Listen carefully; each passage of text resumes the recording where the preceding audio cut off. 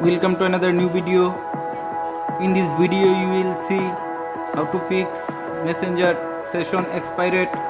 Please follow complete the process.